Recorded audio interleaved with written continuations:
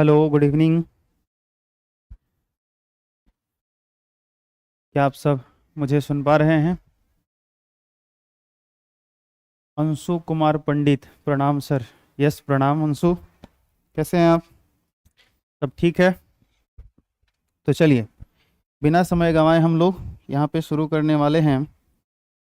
जो है सो कि रियल नंबर क्लास 10 जो हिंदी मीडियम का जो क्लास हमारा चल रहा था, उसी को हम लोग आगे कंटिन्यू करने वाले हैं। और आज का जो क्लास है वो शुरू होने वाला है हमारा यूक्लिड विभाजन प्रमेयिका, यूक्लिड डिवीजन लेमा। ठीक है, यहाँ से हम लोग शुरू करने वाले हैं।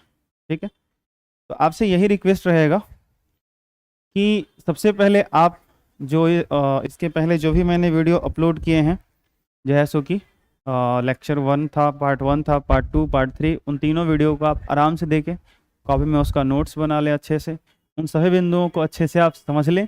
और उसके बाद जो है सो कि फिर ये चौथे वीडियो से आप लाइव जुड़ सकते हैं, या फिर बाद में भी आप देखिए, कोई दिक्कत नहीं है। और अच्छे से रियल नंबर को कंप्लीट करिए। ठीक, चलिए। तो यूक्लिड डिवीजन लेमा पढ़ने से पहले थोड़ा सा यूक्लिड साहब के बारे में और उनके कुछ स्टेटमेंट है यहाँ पे, उनसे रिलेटेड जो हम लोगों को थोड़ा सा अध्ययन कर लेना जरूरी है, पढ़ाई कर लेते। ठीक है, तो चलिए पढ़ते हैं। यूक्लिड प्रथम यूनानी गणितज्ञ थे जिन्होंने समतल, ये प्रथम यूनानी गणितज्ञ नहीं थे, और भी लोग थे, लेकिन किसी क्षेत्र विशेष के लिए, किसी खास क्षेत्र के लिए प्रथम थे, ये ध्यान रखिएगा। यूक्लिड प्रथम यूनानी गणितज्ञ थे जिन्होंने समतल ज्यामिति के अध्ययन हेतु, यानी समतल ज्यामिति के क्षेत्र में, यानी समतल ज्यामिति जो प्लेन ज्योमेट्री से रिलेटेड जितनी सारी चीजें दी गई हैं, आगे चल के आप 11वीं क्लास में पढ़ेंगे, समतल ज्यामिति के अध्ययन हेतु एक नई विचारधारा को प्रारंभ किया। समतल ज्यामिति पर उनकी पुस्तक एलिमेंट्स ऑफ ज्योमेट्री प्रकाशित हुई है। जिस बुक का नाम क्या है, एक बुक उनके द्वारा प्रकाशित की गई है जिसका नाम क्या है, एलिमेंट्स ऑफ ज्योमेट्री। और हालांकि 9th क्लास में जब आप ज्योमेट्री पढ़ना शुरू करते हो तो सबसे पहला पार्ट ही वही है कि यूक्लिड का ज्यामितीय परिचय है कि नहीं। आगे, यूक्लिड ऑफ ज्योमेट्री के लिए वे बहुत प्रसिद्ध हुए, परंतु कुछ लोग ही इस तथ्य से अवगत हैं, मतलब कुछ लोग ही इस बात से परिचित हैं, इस बात को जानते हैं कि उन्होंने संख्या पद्धति में भी महत्वपूर्ण योगदान किया है। मतलब उन्होंने एलिमेंट्री ऑफ ज्योमेट्री किताब लिख करके ज्योमेट्री के क्षेत्र में, ज्यामिति के क्षेत्र में बहुत कुछ तो उन्होंने दिया ही है, उसके साथ साथ जो नंबर सिस्टम है, जो संख्या पद्धति है, उस क्षेत्र में भी, गणित के क्षेत्र में, संख्या पद्धति वाले गणित के क्षेत्र में उन्होंने बहुत कुछ दिया है, और ये बहुत कम लोग जानते हैं। इन्हीं में से एक यूक्लिड की विभाजन प्रमेयिका है, जो उन्होंने संख्या पद्धति में बहुत सारी चीजें दी है, उसमें से एक छोटा सा टर्म हम लोगों को पढ़ना है, यूक्लिड विभाजन प्रमेयिका। ठीक है, प्रमेयिका एक सिद्ध किया हुआ कथन होता है और इसे अन्य कथनों को सिद्ध करने में प्रयोग करते हैं। मतलब लेमा उस चीज को कहते हैं, जैसे प्रमेयिका उस चीज को कहते हैं जो पहले से ऑलरेडी प्रूफ हो। जैसे मान लो कि मैं आपसे एक छोटा सा एग्जांपल लेकर के बात करूं, हालांकि ये यूक्लिड की ज्योमेट्री में ही है, आप ज्योमेट्री जब पढ़ोगे तो उसमें ये मिलेगा आपको। जैसे ये रेखा है, तो रेखा की लंबाई अनंत होती है, मतलब इसकी लंबाई अनिश्चित होती है। आप नहीं बता सकते एक रेखा की लंबाई कितनी होती है। रेखाखंड की लंबाई आप बता सकते हो, क्योंकि रेखा से प्राप्त टुकड़े को ही हम क्या कहते हैं, रेखाखंड कहते हैं। ठीक है, रेखा से प्राप्त टुकड़े को ही क्या कहते हैं, रेखाखंड कहते हैं। अगर आप इसमें से कुछ हिस्सा काट लो तो उसकी लंबाई आप मेजर कर सकते हो, लेकिन यूक्लिड की ज्योमेट्री जब पढ़ोगे तो उसमें लाइन है कि एक रेखा की लंबाई क्या होती है, अनिश्चित होती है। तो ये एक तरह का क्या हो गया, एक ऐसी बात हो गई, एक ऐसा नोटेशन हो गया, एक ऐसी पॉइंट हो गया, एक ऐसा पॉइंट हो गया, इसको प्रूफ करने की जरूरत नहीं है, ये ऑलरेडी आपको समझ में आ जाएगा, ये ऑलरेडी प्रमाणित है। तो ऐसे ही कथनों को हम लोग क्या कहते हैं, प्रमेयिका कहते हैं। आगे बढ़ते हैं। यूक्लिड विभाजन प्रमेयिका की जानकारी संभवतः बहुत पहले समय से थी, परंतु लिखित रूप में इसका सर्वप्रथम उल्लेख यूक्लिड एलिमेंट्स की पुस्तक 7 में किया गया।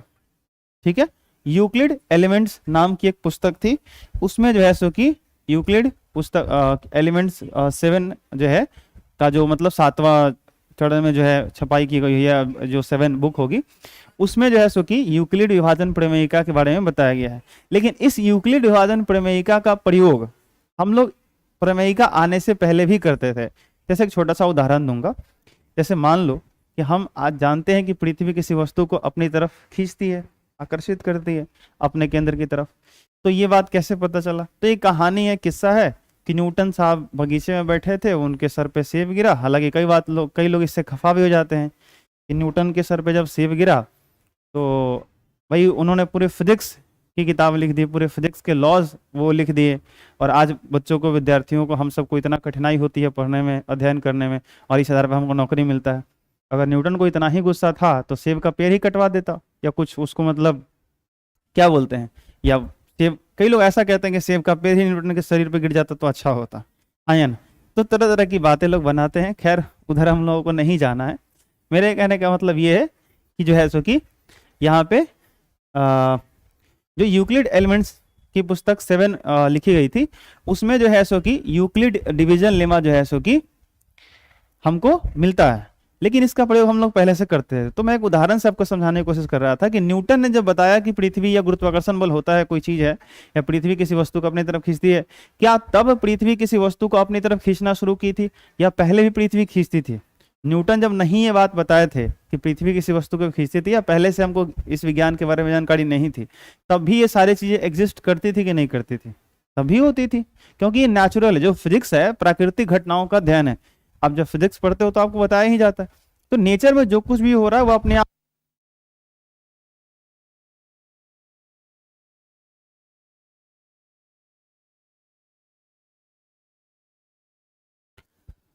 हाँ, तो मैं यहाँ पे था एक्चुअली, साउंड कट गया था, सॉरी फॉर इनकन्वीनियंस, माफ़ कीजिएगा।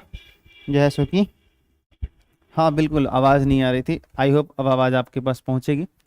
तो मैं क्या कह रहा था, कह रहा था कि जिस तरीके से प्रकृति में पृथ्वी किसी वस्तु को खींचती है, और ये बात जो है सो कि न्यूटन के बताने से पहले भी था। ऐसा नहीं कि न्यूटन ने बताया उसके बाद जो है सो कि पृथ्वी खींचना शुरू की, ऐसा नहीं। पृथ्वी पहले भी खींचती थी, न्यूटन ने बताया, बस उसका कारण पता चला कि हाँ क्या कारण है, द्रव्यमान के कारण गुरुत्वाकर्षण बल लगता है। तो समझने की बात यहाँ पर यह है कि जो यूक्लिड विभाजन प्रमेयिका को आज हम किताबों में जिस तरीके से पढ़ते हैं, ये क्या है? यूक्लिड तो नाम है, ठीक है, जो गणितज्ञ थे, और उन्होंने जो हम आम तौर पे जो विभाजन की प्रक्रिया करते हैं, जैसे मान लो कि हमारे पास मान लो कुछ लड्डू है, और मैं क्या करता हूँ, इस लड्डू को ले लो और यहाँ के लोगों में बांट दो। ये जो बांटने की प्रक्रिया है, इसको गणित के रूप में हम कैसे दर्शाते हैं, कैसे दिखाते हैं, वो यूक्लिड ने ऐसे लिखित रूप में दिया। इसलिए हम कहते हैं यूक्लिड की विभाजन प्रमेयिका। विभाजन से संबंधित एक ऐसी प्रमेयिका है जिसको यूक्लिड ने दिया है, इसको हम क्या कहते हैं? यूक्लिड विभाजन प्रमेयिका, ठीक है। और भाग तो हम पहले से करते आ रहे हैं, एक बार समझ। लेकिन लिखित रूप में संख्या पद्धति 7 की किताब में जब लिखी गई तो तब हम लोग इस एक नाम से जानने लगे इसी भाग को, इसी डिवीजन मेथड को, कि भाई ये यूक्लिड विभाजन प्रमेयिका है, ठीक है। चलो आगे। यूक्लिड विभाजन एल्गोरिथम यानी कलन विधि इसी प्रमेयिका पर आधारित है। जो यूक्लिड विभाजन एल्गोरिथम जो है, ठीक है, मतलब जिस तरीके से यूक्लिड विभाजन का लेमा का यूज करके हम लोग जो है सो कि HCF निकालेंगे, LCM निकालेंगे, या और भी कुछ हम लोग कैलकुलेट करेंगे, जो भी यहाँ जहाँ हम लोग भाग का यूज करेंगे, ठीक है, इसी प्रमेयिका पर आधारित है। वस्तुतः जो है सो कि यूक्लिड विभाजन प्रमेयिका धनात्मक पूर्णांकों की लंबी विभाजन प्रक्रिया की पुनः अभिव्यक्ति है, जिसे हम इतने वर्षों से करते चले आए हैं। मतलब काफी लंबे समय से हम लोग इस चीज को यूज कर रहे हैं, बशर्ते थोड़ा सा लिखित रूप में देर से हमारे सामने आया है। हमने अपनी पिछली कक्षाओं में पढ़ा है कि एक धनात्मक पूर्णांक को दूसरे धनात्मक पूर्णांक b से विभाजित करने पर भागफल q और शेषफल r प्राप्त होता है, तथा शेषफल या तो शून्य होता है या भाजक b से छोटा होता है। ये वाला कंडीशन ध्यान रखिएगा जो यहाँ पे लिखा गया है कि r 0 के बराबर या 0 से छोटा, 0 से बड़ा लेकिन b से छोटा होता है, ठीक है, पॉजिटिव के लिए। ये क्या लिखा गया? जैसे मान लो आप 2 से भाग देते हो ऐसे, तो यहाँ पे क्या लिखा गया? जैसे आपने 3 में भाग दिया तो 2 एकम 2, तो यहाँ घटा दो, शेषफल कितना आ जाएगा? 1, ठीक है। तो यहाँ पर कहने का क्या मतलब है? कहा यह गया कि आप एक धनात्मक पूर्णांक को दूसरे धनात्मक पूर्णांक से, मान लो कोई यहाँ पे एक धनात्मक पूर्णांक 3 है, उसको आप दूसरे धनात्मक पूर्णांक 2 से आप विभाजित कर रहे हो तो एक भागफल आता है, ठीक है। तो जिसमें हम भाग देते हैं उसको दरअसल हम लोग ए से दिखाएंगे, जिससे भाग देते हैं उसको हम लोग बी से दिखाएंगे।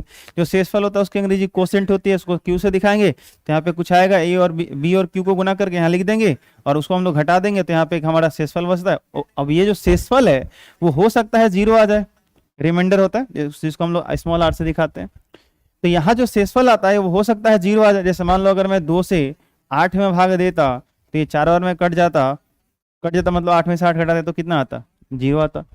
तो या तो शेषफल 0 आता या शेषफल 2 से कम आता।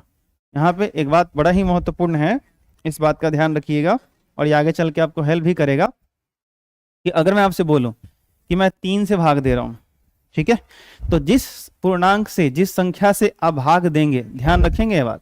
अगर आप 3 से भाग दे रहे हो, मान लो 7 में या किसी भी संख्या भाग दे रहे हो, तो यहाँ जो शेषफल आने वाला है वो 3 से कम ही होगा, 3 के बराबर नहीं हो सकता, ठीक है। जैसे मान लो यहाँ 7 ले लिया मैंने, तो 3 दूना 6 घटाओगे अब तो शेषफल का वैल्यू कितना आ जाएगा, 1 आ जाएगा। आप 3 से भाग लगा दो आप जैसे कि 8 में, तो 3 दूना 6 घटाओ, शेषफल कितना आ जाएगा, 2, ठीक है। यहाँ शेषफल कितना आया, 1, 3 से भाग दिए, तो यहाँ 3 से भाग दिए, शेषफल कितना आया, 2। चलो अब 3 से भाग दो 9 में, तो 3 त्रिका 9 घटाओगे तो शेषफल कितना आ जाएगा, 0। तो यहाँ शेषफल आ गया 1, यहाँ 2, यहाँ पे 0। फिर 3 से भाग दो आप 10 में, तो 3 त्रिका कितना हो जाएगा, 9 घटाओगे तो कितना आएगा, 1। शेषफल कभी 3 के बराबर आएगा ही नहीं, या 3 से ज्यादा की बात ही छोड़ दो। 3 आएगा तो फिर हम लोग एक बार और बढ़ा के लगा नहीं देंगे भाग, आया ना, सोच के देखो। ऐसे थोड़ी ना करेंगे, ऐसी गलती तो करेंगे नहीं कि 3 से 12 में भाग दे रहे हैं और 3 तिया 9 लगा दिए, शेषफल बचा लिए 3। ऐसा करेंगे क्या, बोलिए। शेषफल जब इसके बराबर बचेगा तो भाई 3 त्रिका 9 या 3 चौका 12। जब 4 बार उसको 4 बराबर भागों में आप बांट सकते हो, तो फिर आप 3 बार क्यों लगा रहे हो, फिर तो विभाजन प्रक्रिया ही गलत हो जाएगी, ठीक है। तो इस तरीके से हम करते नहीं है, ऐसा करना भी नहीं है। तो आपका जो है सो कि ध्यान रखना, जब भी शेषफल आएगा तो यहाँ जिससे आप भाग देते हो, जिसको क्या कहते हो आप, भाजक कहते हो, हाँ, डिवाइजर कहते हो। तो जो भाजक होता है, जो डिवाइजर होता है, उससे शेषफल जो रिमाइंडर होता है हमेशा छोटा होता है। इसीलिए देखो यहाँ लिखा गया है कि जो b है, क्या लिखा गया देखो यहाँ पे, ये जो r है, जो रिमाइंडर है वो छोटा होता है, इधर छोटा है का ये सिंबल होता है। r जो है छोटा होता है, किससे छोटा होता है, b से छोटा होता है। किससे छोटा होता है, b से छोटा। लेकिन बड़ा किससे होता है, 0 से। या नीचे एक लाइन ऐसे खींचा गया, इसका मतलब क्या होता है, बराबर, ठीक है। तो 0 के या तो बराबर होगा या 0 से बड़ा होगा, लेकिन b से हमेशा छोटा रहेगा, इस बात का ध्यान रखना है। तो सबसे महत्वपूर्ण बात यही है, ठीक है। यस विक्यू, गुड इवनिंग, कैसे हो, ठीक हो आप। चलिए, तो आप मुझे बताएंगे कि अगर मैं आपको ये बोलूं कि मेरे पास कोई संख्या है a और a में मैं भाग दे रहा हूं 7 से, तो बताओ कि शेषफल के कितने मान हो सकते हैं। फटाफट कमेंट करो। r बराबर क्या हो सकता है, क्या कमेंट कर सकते हो चैट बॉक्स में, बता सकते हो मुझे r का वैल्यू क्या हो सकता है। अगर मैं यहाँ b के जगह 7 ले लूं, या 7 से मैं किसी पूर्णांक में भाग दे रहा हूं, तो शेषफल क्या क्या पॉसिबल है मेरे अनुसार। आप डेफिनेटली कमेंट ये कर सकते हो, या तो 0 होगा, नहीं तो 1 आएगा, नहीं तो 2 आएगा, नहीं तो 3, नहीं तो 4, नहीं तो 5, नहीं तो 6, नहीं तो 7। 7 नहीं आएगा, 7 गड़बड़ है, शेषफल इतना ही आएगा। 0 से 6 के बीच में कुछ भी हो सकता है अगर आप 7 से भाग दे रहे हो तो। खाना बोलिए, तो लिखना सीख जाइए। अगर मान लो मैंने बोला कि b बराबर 3, बोलिए बोलिए, b बराबर 3, b बराबर 3 का मतलब कि मैं जिससे भाग दे रहा हूं, ठीक है। फिर से चलो, यहाँ पे b से मैं भाग दे रहा हूं a में, ठीक है। कोई संख्या a है जिसमें मैं भाग दे रहा हूं, और किससे भाग दे रहा हूं, b से भाग दे रहा हूं, ठीक है। अब मैं कह रहा हूं कि b बराबर मैंने आपको दिया 6, क्या दिया, 6। तो आप बताओ कि जो यहाँ पे शेषफल आएगा, नीचे शेषफल जो आएगा, उस r का क्या क्या वैल्यू हो सकता है, उस r का क्या क्या वैल्यू हो सकता है। बोलिए बोलिए। 0 हो सकता है, 1 हो सकता है, 2 हो सकता है, 3 हो सकता है, 4 हो सकता है, 5 हो सकता है, इतना हो सकता है। इसी को अगर ढंग से लिखना बहुत छोटे में तो कैसे लिखेंगे कि इस कंडीशन में अगर आपका b का वैल्यू 6 है, तो इस कंडीशन में जो r होगा वो आपका 6 से छोटा होगा और 0 से बड़ा होगा या 0 के बराबर होगा। जैसे 0 से बड़ा 1 2 3 4 5, ये सब तो 0 से बड़ा ही है, 0 भी आ सकता है, हाँ या ना। 10 से आप भाग दोगे तो शेषफल कभी ना कभी 0 भी आ सकता है, ठीक है। चलिए, तो आई होप आपको ये बात समझ में आ गई होगी कि भाग में किस बात का ध्यान रखना होता है। अब हम लोग आते हैं यूक्लिड विभाजन प्रमेयिका, जिसको कहते हैं, कौन सा ऐसी बात है अगर परीक्षा में आपसे पूछा जाए यूक्लिड विभाजन प्रमेयिका बोर्ड के एग्जाम में पूछ दे कि लिखिए, तो क्या आप लिखोगे? वो स्टेटमेंट आपके इस बोर्ड पे है और यही बात आप लिखेंगे और इतनी ही बात लिखेंगे और आपसे परीक्षा में इतनी ही पूछी जाएगी, ठीक है, ये ध्यान रखोगे। दूसरी बात ये कि इसके आधार पर हम लोग सॉल्व करने वाले हैं क्वेश्चन। क्या सॉल्व करने वाले हैं? क्वेश्चन। यहाँ पे आप एग्जांपल देख सकते हो कि 8 से भाग दिया गया है 27 में, और यहाँ पे इधर 3 बार में लगाया गया, 8 3 का 24, शेषफल कितना बचा है 3।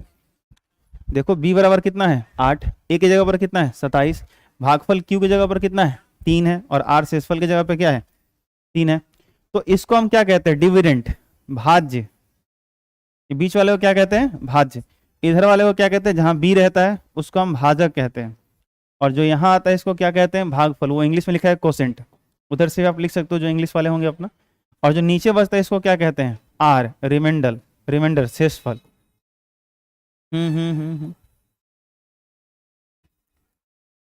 आई बात समझ में? ठीक है। तो बेसिकली अगर एक लाइन में समझना हो तो क्या आपने ये वाली चीज देखा है कभी? क्या ये वाला चीज आपने देखा है कि भाज्य बराबर भाजक गुने भागफल जोड़ शेषफल? आपने क्या यह कभी लाइन देखा है?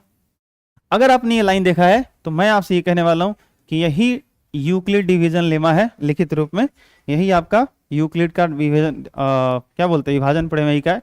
घबराने वाली बात नहीं है। देखो भाज्य की जगह पर क्या है? भाज्य अंदर वाला a है, जिससे भाजक जिससे भाग देते वो b होता है, भागफल यहाँ पे इसको q बोलते हैं। और इसी को अगर सही तरीके से लिख दोगे आप कि इसको और इसको गुना करके इसको जोड़ते हैं तो ये वाला मिल जाता है, यानी b और q को गुना करके उसमें r जोड़ दो तो क्या मिल जाता है? a मिल जाता है, ठीक है। तो यही चीज हमारा कि भाजक इधर होता है, भागफल इधर होता है, याद करो ऐसे ही होता है ना। देखो तो भाजक की जगह पे हमारा b रहता है, भाज्य की जगह पे हमारा a रहता है, और यहाँ भागफल की जगह पे कौन रहता है? q रहता है, और यहाँ नीचे शेषफल की जगह पे कौन आता है? तो आप लिख रहे हो भाज्य बराबर, यानी इतना बराबर इतना गुने इतना प्लस इतना, ऐसा लिख रहे हो। तो a बराबर, अगर इसी को अगर सांकेतिक रूप में लिखना होगा तो a बराबर क्या लिखोगे? b गुने q और प्लस r। ये देखो a बराबर बी क्यू प्लस r। ध्यान से देखो यूक्लिड डिवीजन प्रमेयिका में ये वाला लाइन देखो तो है कि नहीं? a बराबर बी क्यू प्लस r। तो बेसिकली ये a बराबर बी क्यू प्लस r है क्या? भाज्य बराबर भाजक गुने भागफल जोड़ शेषफल। भाज्य बराबर भाजक गुने भागफल जोड़ शेषफल, ठीक है, ये वाली चीज है। अब ध्यान से सुनना, अभी भी ऐसा नहीं है कि आपको यूक्लिड डिवीजन प्रमेयिका जितना मुझे सिखाना था, जितना बताना था, जो बातें करनी थी मैंने आपसे पूरी कर ली। आप नोट कर लेना जो भी करना होगा, आप इस वीडियो स्टॉप करके पॉज करके चलो, बट अभी समझो, ठीक है। बाद में आके आप नोट कर लेना या स्क्रीनशॉट ले लो स्टॉप करके। सुनो, अब मुझे क्या समझाना है? यूक्लिड विभाजन प्रमेयिका मैं चाहूं तो आपको रटवा के याद करवा सकता हूं, लेकिन एक और तरीका है कि इसको समझते हैं, क्यों ना ऐसा कुछ किया जाए जिससे हमको समझ में बेहतर है। तो क्या कोई तरीका है? तो आंसर है हाँ। देखो, मान लो कि हमारे क्लास में कुछ विद्यार्थी हैं, ठीक है। अब मेरे क्लास में विद्यार्थी हैं और मेरे हाथ में कुछ कलम है, पेन है, ठीक। मेरे हाथ में जो है सो कि मैं मान लेता हूँ 20 कलम है। कितने कलम है? 20। और मेरे हाथ में 20 कलम है और मैं क्या करता हूँ? मैं एक विद्यार्थी को बोलता हूँ कि इधर आइए, और लाइन से क्या करिए कि प्रत्येक विद्यार्थी को 3-3 कलम जो है सो कि आप बांटना शुरू कर दीजिए। क्या मैंने बोला? 3-3 कलम बांटना है। तो ध्यान से देखना, मैंने दो चीज फिक्स है, यहाँ पे दो चीज फिक्स है। मैंने उनको कलम कितना दिए? 20। मैंने एक विद्यार्थी को बुलाया और बोला कि जिस क्लास में जितने विद्यार्थी बैठे हैं, ठीक है, वो चाहे 10 विद्यार्थी, चाहे 50 या 100, जितने विद्यार्थी बैठे हैं, मान लीजिए क्लास में 100 विद्यार्थी बैठे हैं, और मैं उसमें से एक विद्यार्थी को बुलाता हूँ और उसको अपने हाथ में से जो 20 मेरे पास पेन थे, मैं कलम था, उसको निकाल के देता हूँ। जो 20 कलम था मैंने उनको दे दिया। और बोला कि प्रत्येक विद्यार्थी को 3-3 कलम दे दो। तो पहला विद्यार्थी को 3 कलम, फिर दूसरे विद्यार्थी को भी 3 कलम, तीसरे विद्यार्थी को भी 3 कलम। हर विद्यार्थी को 3-3 कलम बांटा जा रहा है, विभाजित किया जा रहा है, विभाजन आ रहा है। अब अगर यूक्लिड होते तो यूक्लिड विभाजन यही कहलाता, क्योंकि वही बांट रहे होते। तो मान लीजिए कि मैंने यूक्लिड साहब को पकड़ के बुलाया, ठीक है, यूक्लिड साहब हमारे विद्यार्थी हैं, हालांकि वो बहुत ज्ञानी पुरुष हैं, प्रणाम करता हूं उनको, लेकिन कहने का मतलब है कि मैं उनके सब कुछ भी नहीं, परंतु थोड़ा देर समझाने के लिए मान लेते हैं कि उन्हीं की प्रमेयिका है, उन्हीं को विद्यार्थी बना देते हैं। तो यूक्लिड साहब मान लीजिए पहले बेंच के पहले विद्यार्थी, उनको मैंने बुलाया, बोले कम यार यूक्लिड साहब आइए, और उनको मैंने 20 कलम दिया और बोला कि ये 20 कलम अपने हाथ में पकड़िए और प्रत्येक विद्यार्थी को 3-3 कलम जो है सो की बांटना शुरू कर दीजिए। तो यूक्लिड साहब को एक चीज फटाक से चमक गया दिमाग में ये काम करते हुए कि अरे अगर सर ने, वो क्या होगा सोचिए, जब यूक्लिड साहब बांटना शुरू करेंगे तो पहले विद्यार्थी को 3, दूसरे को 3, तीसरे को 3, चौथे को 3, पांचवें विद्यार्थी को 3, छठे को 3। जैसे ही 7वें विद्यार्थी के पास जाएंगे हमसे एक सवाल पूछेंगे, सर कलम खत्म हो गया, अगले विद्यार्थी को 3 कलम देने लायक मेरे पास नहीं है। मैं एक सवाल पूछूंगा कितना बचा है, वो कहेंगे 2। क्यों, मैंने दिया कितना था 20। वो बांटना कितना शुरू किया 3-3। कितने विद्यार्थियों को मिला 6 विद्यार्थी को। जैसे ही 7वां आया एक समस्या उत्पन्न हो गई। क्या उत्पन्न हुई कि भाई प्रत्येक विद्यार्थी को अगर 3-3 कलम दिया जाए तो 20 कलम अगर है तो आप 6 विद्यार्थी को ही दे सकते हो 3-3, 7वां विद्यार्थी को 3 नहीं मिलेगा। तो 2 नंबर अगर 2 चीज अगर फिक्स कर लो तो 2 चीज हमको और निकल के आता है। एक चीज समझ में आती है क्या, कि अगर मेरे पास कलम 20 था और मैंने ये डिसाइड किया कि प्रत्येक विद्यार्थी को मुझे 3-3 ही कलम देने हैं, तो मेरे को 2 चीज और समझ में आता है, और वो ये बात है कि भाई कितने विद्यार्थियों को मिलेगा और कितना कलम बचेगा। ये 2 नया नंबर हमको मिलेगा। ध्यान से सुनिएगा मेरी बात। ये 4 चीजें हो गई। पहला, मैंने उनके हाथ में कलम कितने दिए 20, ये पहला नंबर। दूसरा, मैंने ये डिसाइड करवा दिया कि भाई प्रत्येक विद्यार्थी को आपको 3-3 कलम देना है, दूसरा नंबर तो एक 20 और एक 3। तो कितने विद्यार्थियों को मिलेगा ये फिक्स हो जाएगा, और वो कितने विद्यार्थियों को मिलेगा आप समझ गए हैं, 6 विद्यार्थियों को मिलेगा, और कितना कलम बचेगा ये भी फिक्स हो जाएगा। सोच के देखिए। तो यहां पर क्या होगा कि अगर आप 3 को ऐसे, अब ऐसे समझो 3 को आप भाग दे दो तो 3 छक 18, उसी चीज को ऐसे आप दिखाते हो, शेषफल कितना बच जाता है 2। तो मैंने ये चारों नंबर नहीं दिए थे, मैंने बस ये दिया था 3 और 20। मैंने बोला 20 कलम ले लो और प्रत्येक विद्यार्थी को 3-3 बांटना शुरू कर दो, फिर बताओ कितने विद्यार्थियों को मिलेगा। तो यहां आ जाएगा, और कितना कलम बचा इस यूक्लिड साहब के हाथ में, तो 2 बचा। और इनमें एक रिलेशन क्या है, तो इसको गुना करके जो बचा है उसको जोड़ दो, तो जो टोटल कलम था वो मिल जाएगा। आई बात समझ में। तो ये जो हो रहा है ना, इसको एक इक्वेशन के फॉर्म में, समीकरण के फॉर्म में अगर आप दिखा देते हो, वही यूक्लिड विभाजन प्रमेयिका। तो यूक्लिड साहब ने क्या बोला, ध्यान से अब सुनना। यहां पे प्रमेय, यहां देखो लाल यहां पे लिखा है प्रमेय, यहां से पढ़िए इतना लाइन। 2 दिए हुए धनात्मक पूर्णांक को ए और बी के लिए, 2 दिए हुए यानी 2 चीज अगर आपको दे दिया जाए, 2 नंबर दे दिया जाए, जैसे मैंने यहाँ पे 3 और 20 फिक्स करके आपको दे दिया नंबर। 2 दिए हुए धनात्मक पूर्णांक को ए और बी के लिए संगत इस प्रकार के 2 पूर्णांक q तथा r विद्यमान होते हैं कि a बराबर बी क्यू प्लस r, जहां r क्या होता है b से छोटा होता है और 0 क्या तो बराबर होगा या 0 से बड़ा होता है। ये तो बात मैं आपको पहले ही बता चुका हूं कि जो शेषफल आएगा वो b से आपका छोटा आएगा, ये 0 के बराबर, ये 0 से बड़ा। आना बोलो। तो अगर कोई भी 2 धनात्मक पूर्णांक आपको दिए जाए, ठीक है, ऐसे बोलोगे, यदि 2 धनात्मक पूर्णांक a तथा b हमें दिए गए हों तो 2 अन्य संगत धनात्मक पूर्णांक हमें मिलते हैं जिसके बीच में एक संबंध होता है। क्या संबंध होता है, a बराबर बी क्यू प्लस r, ठीक है। इसी को हम क्या कहते हैं, यूक्लिड विभाजन प्रमेयिका। बोलिए, समझ में आया। 2 चीज अगर मैं आपको डिसाइड करवा दूं, 2 चीज अगर मैं फिक्स कर दूं, देन आपको 2 चीज अपने आप निकल के आ जाएगा, ठीक है। और इन चारों के बीच एक रिलेशन होगा और उसी को आप क्या कहोगे, यूक्लिड विभाजन प्रमेयिका, ठीक है। तो समझने का अपना तरीका है। अगर कोई दिक्कत होगा तो डेफिनेटली कमेंट करिएगा, फिर जो है सो कि मैं आपको और कोई एग्जाम्पल देके समझा दूंगा। उपर्युक्त प्रमेयिका केवल धनात्मक पूर्णांकों के लिए अभिव्यक्त की गई है, यानी इसके पहले जो मैंने प्रमेयिका आपको पढ़ाया, लिखवाया, समझाया, ठीक है, वो पॉजिटिव इंटीजर के लिए है। परंतु सभी पूर्णांकों पर प्रयुक्त हो सकती है। जो ऋणात्मक पूर्णांक होते हैं उसके लिए भी यूक्लिड डिवीजन लेमा, यूक्लिड विभाजन प्रमेयिका लगा सकते हैं। ऐसा नहीं है कि भाग विधि जो है सो कि सिर्फ और सिर्फ जो है सो कि आपका जो भाग है विभाजन है वो सिर्फ और सिर्फ पॉजिटिव के लिए अप्लाई कर सकते हो, इंटीजर के लिए, पॉजिटिव इंटीजर के लिए, निगेटिव इंटीजर के लिए अप्लाई कर सकते हो। चलिए अब यहाँ पर यूक्लिड की विभाजन एल्गोरिथम। तो यूक्लिड के विभाजन एल्गोरिथम का क्या मतलब है? मतलब यह है कि जो यूक्लिड विभाजन का जो प्रमेयिका है उसको बार बार रिपीट करना, किसी चीज के लिए बार बार दोहराना।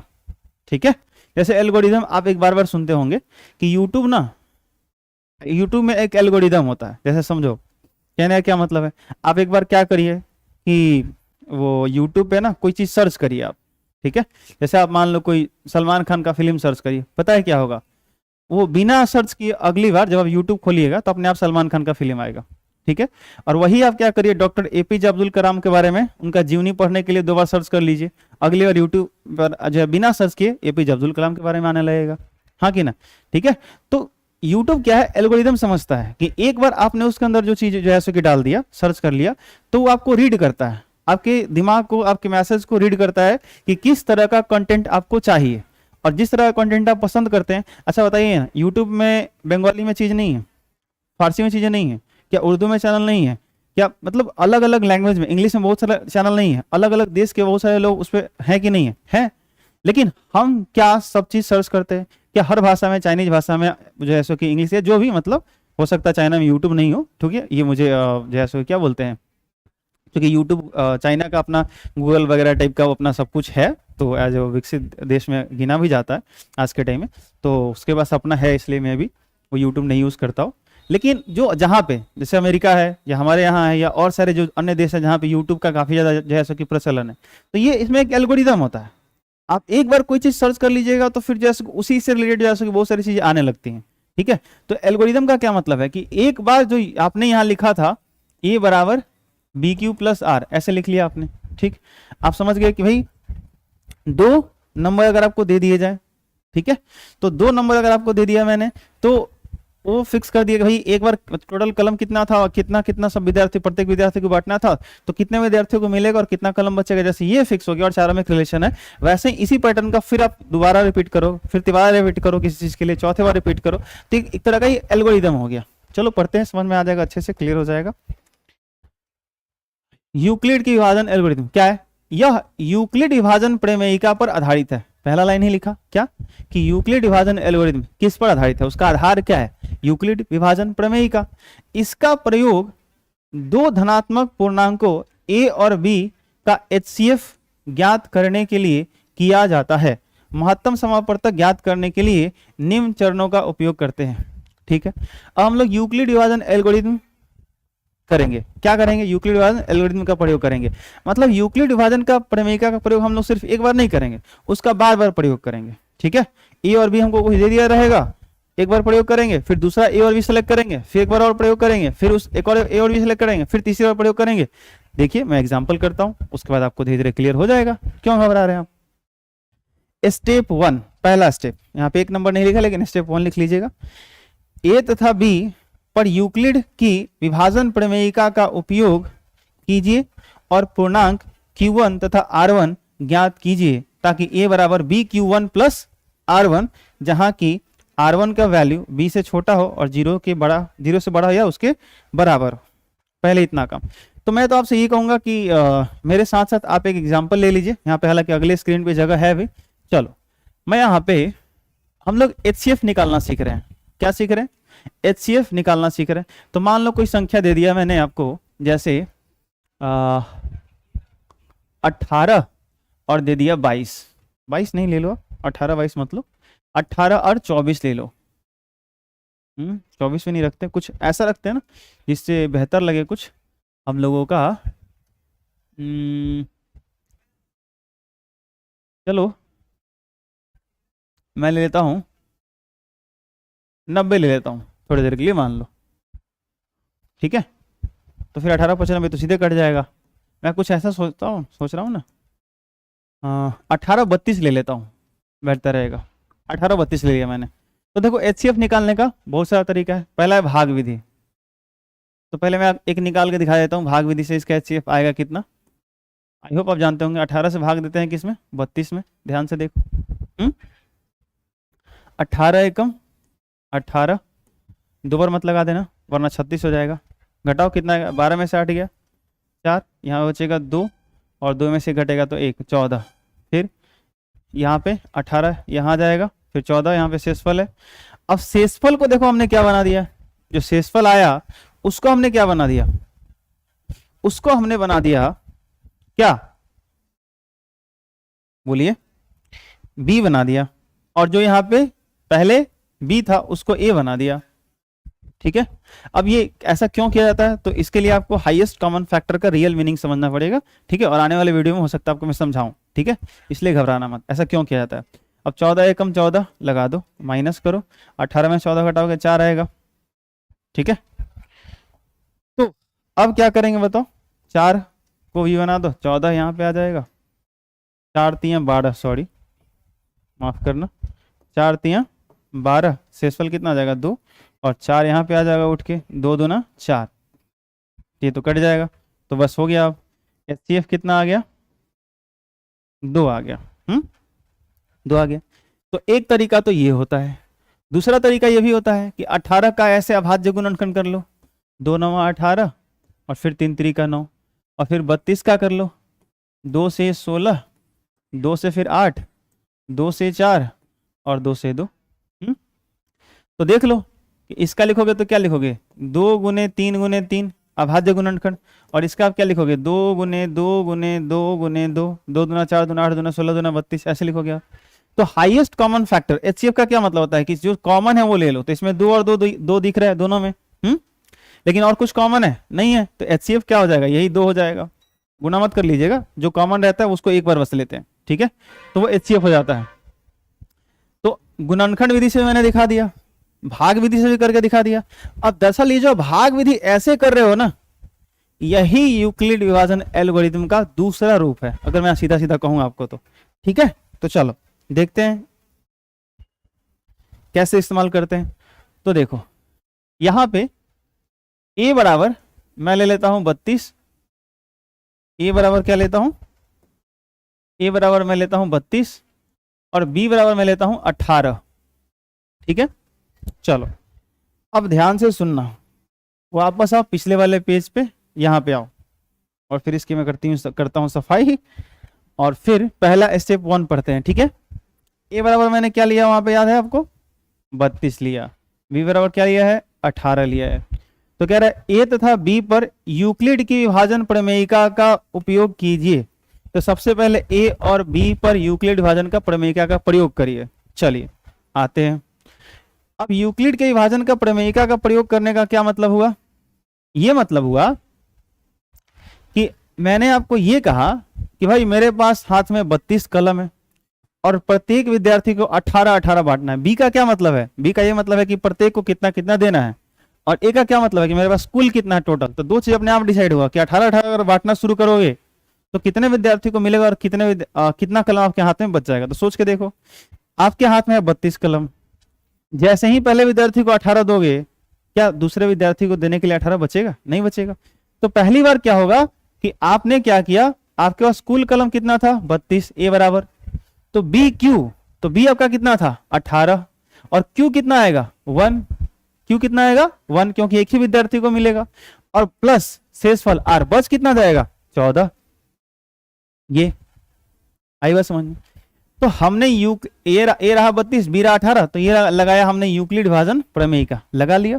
ठीक, चलो वापस आते हैं और फिर वहां से पढ़ते हैं। कह रहा है कि ए तथा बी पर यूक्लिड की विभाजन प्रमेयिका का उपयोग कीजिए, हमने कर दिया है, और पूर्णांक Q1 तथा R1 ज्ञात कीजिए। ठीक है, कह रहा है Q1 तथा R1 ज्ञात कीजिए। तो देखो ये रहा हमारा Q1, जो शेषफल होता है ना, जो भागफल होता है उसको आप Q कहते हो, तो ये रहा आपका Q1, और ये शेषफल जो होता है उसको आप R कहते हो। तो यहाँ पे इसको बोल रहा है Q1, इसको R1, क्योंकि इसका जब फिर प्रयोग करेंगे, दोबारा यूक्लिड विभाजन का प्रमेयिका का प्रयोग करेंगे, जब दोबारा प्रयोग करेंगे तो वहां भी एक भागफल आएगा, वहां भी एक शेषफल आएगा। तो आप यहाँ पे दिखा रहे हो Q1 R1, वहां दिखाओगे Q2 R2, फिर दिखाओगे Q3 R3। आई बात समझ में, इसलिए 1 2 का प्रयोग यहाँ पे किया जा रहा है। तो 32 बराबर 18 गुने 1 प्लस 14।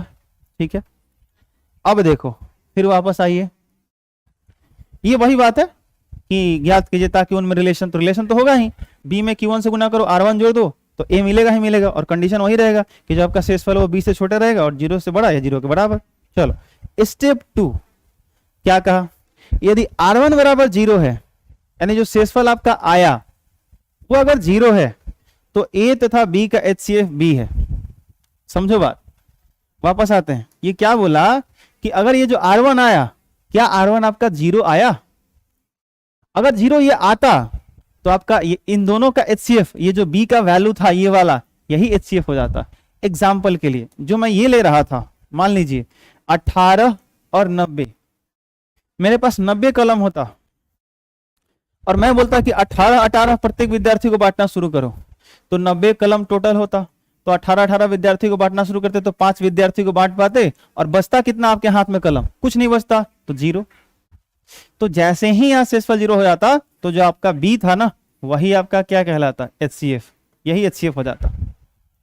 लेकिन अभी तो हमारा यहाँ पे जो R1 जो पहला शेषफल आया है, पहली बार जब हमने यूक्लिड डिवीजन लेमा, यूक्लिड विभाजन प्रमेयिका का प्रयोग किया, इस्तेमाल किया, तो हमारा जो पहला शेषफल R1 आया वो तो शून्य आया ही नहीं, तो नहीं आया। तो स्टेप 2 क्या कहता है, इस बात पे अब हम लोग गौर करने वाले हैं।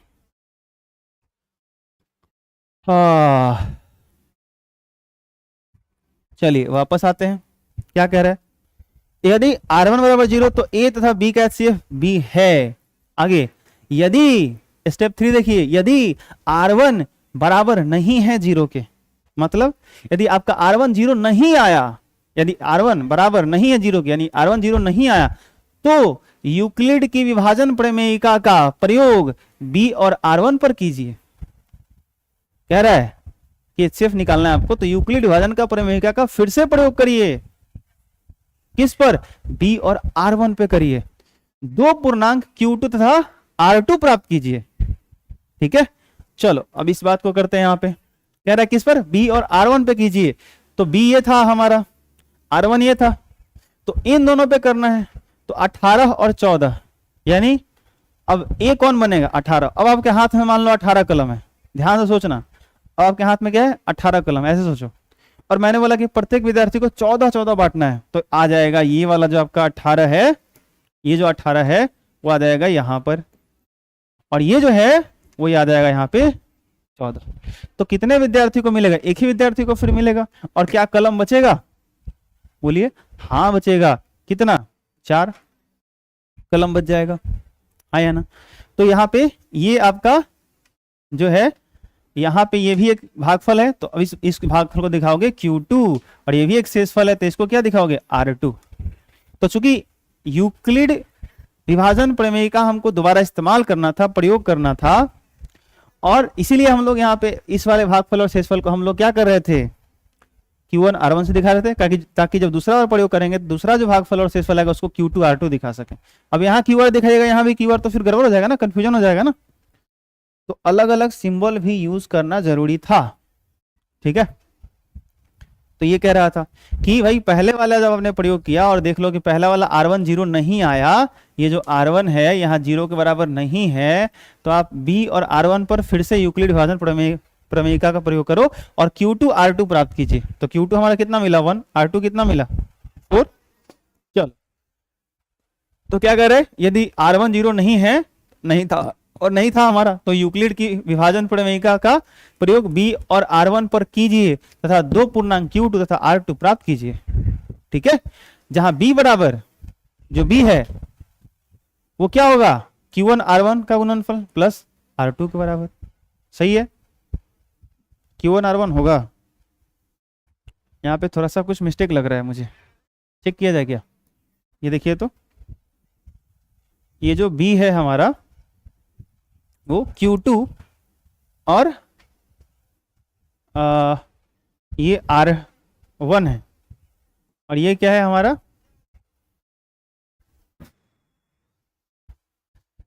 मेरे मुंह में घाव हो गया है। तो यहाँ पे क्या होगा? ये Q2 R1 और प्लस R2, इन दोनों को गुना करना पड़ेगा और ये हमको जोड़ना पड़ेगा। तो ये तो हमारा B आया था ना, तो B बराबर R1Q2 या Q2R1 और प्लस R2 होना चाहिए। तो क्या लिखना पड़ेगा, यहाँ पे Q2 हो जाना चाहिए, बस इतना सा अंतर होगा।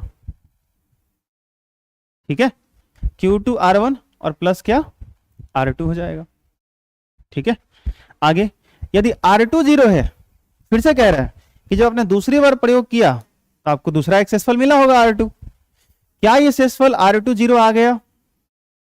क्या ये शेषफल 0 आया? नहीं। लेकिन अगर आया होता तो क्या कह रहा है कि यदि R2 0 है, R2 बराबर 0 है, तो A और B का HCF R1 है। अब लीजिए, अगर यहां पर आपका जो है सुखी, अगर ये 0 होता तो शेषफल R1 हो जाता, HCF आपका R1 हो जाता, यही हो जाता, यही आपका HCF हो जाता। लेकिन अगर नहीं है, जैसे कि नहीं है, तो फिर से इसी चीज को दोहराइए और तब तक दोहराते रहिए जब तक यहां आने वाला शेषफल 0 नहीं हो जाता। और जैसे ही यहां शेषफल 0 आएगा तो यहां वाला जो आपका वैल्यू होगा वो क्या हो जाएगा, बताइए बताइए, वो क्या हो जाएगा, वो क्या हो जाएगा, वही HCF हो जाएगा। समझे कि नहीं बउआ? बोलिए। देखिए अगर कह रहा है यदि R2 बराबर नहीं 0, यानी R2 भी 0 नहीं है, तो यूक्लिड विभाजन प्रमेयिका का प्रयोग R1 तथा R2 पर कीजिए तथा उपरोक्त प्रक्रिया तब तक जारी रखिए जब तक शेषफल Rn शून्य न प्राप्त हो जाए। इस स्थिति वाला भाजक Rn-1 ही A और B का HCF है। मतलब सिंपल, आप इसमें पढ़ेंगे तो हो सकता है आप इस स्तर पे कंफ्यूज करें, लेकिन जो है सो कि आप बस इतना दिमाग में रखो कि इस चीज को बार बार आप रिपीट करते चले जाओ। तो फिर आप 14 को यहां उठा के लाइए, यहाँ पे ये R1 आ जाएगा, और आप पढ़ लीजिए, कह रहा था R1 R2 पे अप्लाई करिए, 4 को यहाँ लेके आइए। ठीक है, अब बताइए 14 है, 4 बांटना है, कितने आदमी को मिलेगा? 3, बचे कितना? 2। फिर अभी भी शेषफल 0 नहीं है, तो किसको उठा के लाइएगा? 4 को यहाँ उठा के लाइएगा और 2 को यहाँ उठा के लाइएगा, तो कितना कितना बांटना शुरू करिएगा? 2 2 2 दूना 4, अब कितना बचेगा? 0। हो गया खत्म। अब नहीं बचा तो यहाँ वाला जो वैल्यू आया वही HCF है। तो HCF कितना आ गया? 2। तो यहाँ पे आप यूक्लिड विभाजन प्रमेयिका का बार बार प्रयोग कर रहे हो, तो इसको कह सकते हो कि यूक्लिड विभाजन एल्गोरिदम है। इसमें क्या है? एक एल्गोरिदम है, एक ही चीज को बार बार आप क्या कर रहे हो? बार बार रिपीट करके HCF कैलकुलेट कर रहे हो। हे ईश्वर। अब जैसे यहाँ पे क्वेश्चन भी है, प्रश्नावली 1.1 का, आप बुक खोलेंगे तो आपको मिलेगा भी कि निम्नलिखित संख्याओं का HCF ज्ञात करने के लिए यूक्लिड विभाजन प्रमेयिका, यूक्लिड विभाजन एल्गोरिदम का प्रयोग कीजिए। यूक्लिड विभाजन प्रमेयिका जो है उसको बार बार प्रयोग करिए, वही एल्गोरिदम है उसका। तो 135 और 225, तो बांटो किसको? जो ज्यादा होगा। कितना कितना बांटोगे? जो कम होगा। अरे ऐसा थोड़ी ना होगा कि मैंने आपको दिया 100 हाथ में 135 कलम और बोला प्रत्येक विद्यार्थी को 225 225 बांटना शुरू करो। ये कहां से होगा? ये तो गजब की बात हो जाएगी ना।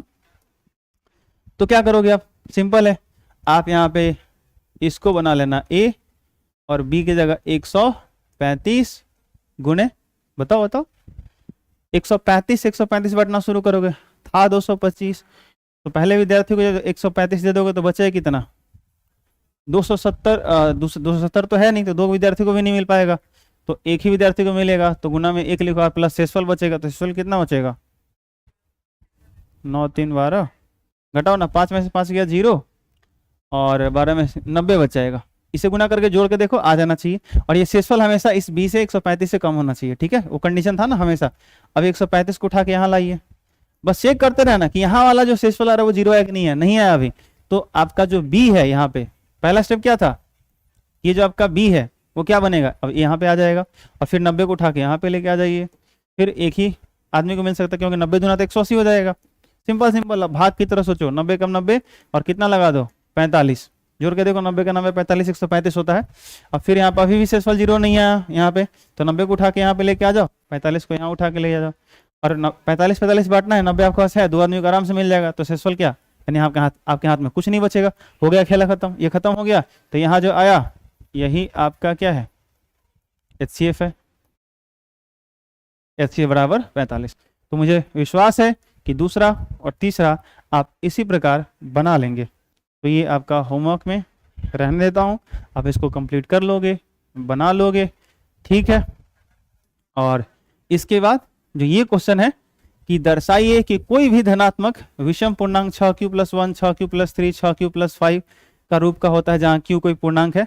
तो इसमें दो चीज है, यूक्लिड विभाजन प्रमेय का यानी आज का क्लास इसके लिए इंपॉर्टेंट है इस क्वेश्चन को बनाने के लिए, और जो इसके पहले वाला क्लास यानी जो तीसरा वीडियो मैंने बनाया था जिसमें मैंने ये बताया था कि दो सम संख्या को जोड़ते हैं तो क्या होता है, एक सम और एक विषम को जोड़ते हैं तो कैसा मिलता है रिजल्ट, दो विषम को जोड़ते हैं तो क्या होता है, एक सम के साथ एक सम को गुना करते हैं तो क्या होता है, एक सम को विषम के साथ गुना करते हैं तो क्या होता है, दो विषम को एक साथ गुना करते हैं तो क्या होता है, या सम का स्क्वायर क्या मिलता है, विषम का स्क्वायर क्या मिलता है।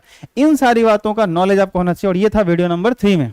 ठीक है, तो डेफिनेटली आप क्या करोगे, वीडियो नंबर 3 और 4 आज वाला दोनों अच्छे से कंप्लीट करोगे, तब जाके ये क्वेश्चन नंबर 2, उसके बाद आपका ये तो बस HCF का कहानी है, इसके बाद 4 और ये 5 एक्सरसाइज 1 का जो 3 क्वेश्चन है 1.1 का, ये तीनों क्वेश्चन मैं आपको कल करवा दूंगा।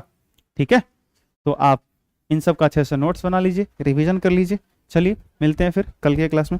Thank you so much.